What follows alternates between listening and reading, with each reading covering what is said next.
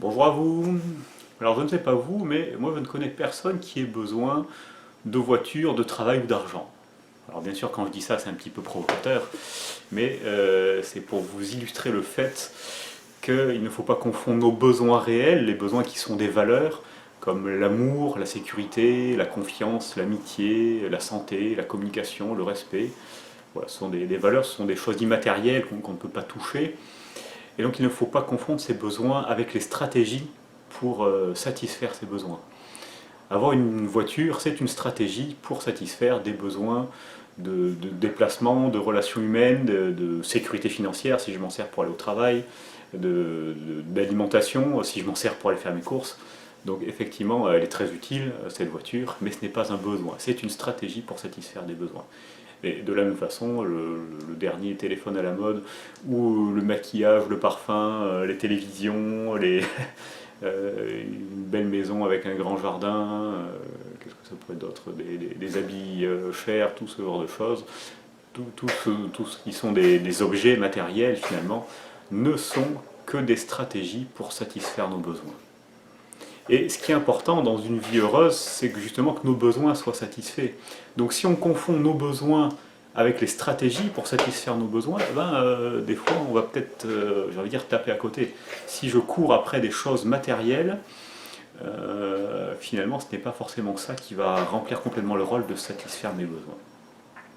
Et d'ailleurs, c'est très important de prendre conscience de vos propres besoins. Quels sont chez vous vos besoins importants? L'amour, par exemple, je ne sais pas si c'est le cas chez vous, mais en tout cas, je ne connais personne, je n'ai jamais croisé de personne jusque-là qui ne souhaitait pas être aimé. Donc ça fait partie des valeurs très importantes dans notre quotidien.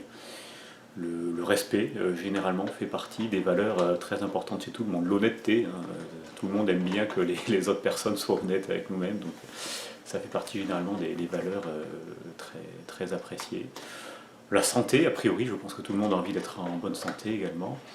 Donc c'est important, vous, de prendre le temps d'être un petit peu au clair avec vos besoins fondamentaux, avec les valeurs qui sont vraiment importantes pour vous. Et remarquez que du coup, il y a peut-être d'autres façons de satisfaire ces besoins que par des choses matérielles. Si j'ai des besoins de joie, de communication, de complicité, eh bien, je peux cultiver ça dans ma vie, cultiver plus de joie, plus de partage, plus d'échange avec mon conjoint, mes conjointes, avec mes enfants. Je peux créer plus de liens avec des amis, je peux cultiver plus de belles relations. Voilà, cultiver ces valeurs par soi-même. Et donc pas forcément les chercher dans des choses matérielles.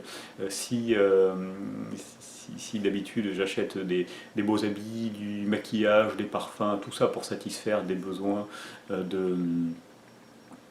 reconnaissance, d'amour, enfin, peu importe ce que ça va être, eh bien, il y a peut-être d'autres moyens de le faire, en apprenant à s'aimer soi-même, en se respectant soi-même, en aimant également les autres.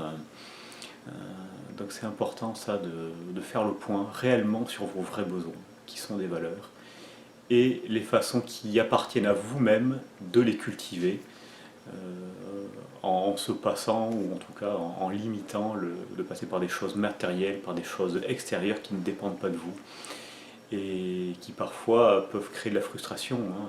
Combien de personnes sont frustrées de ne pas pouvoir s'acheter le dernier téléphone, de ne pas pouvoir s'acheter une voiture plus grande, ou d'avoir une maison plus grande.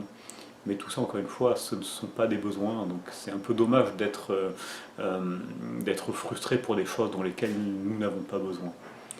Et à l'inverse, nos besoins, nos envies fondamentales, voilà, d'amour, de partage, d'échange, très souvent, on peut au quotidien les cultiver beaucoup plus par notre façon d'être, par notre façon d'être aux autres, par notre façon de voir la vie, la nature, l'environnement, nos amis, nos connaissances. Eh bien, on peut devenir une source importante de façon de cultiver nos besoins fondamentaux. Voilà, je vous invite à réfléchir à ce thème-là dans cette vidéo. Très bonne journée à vous et à bientôt.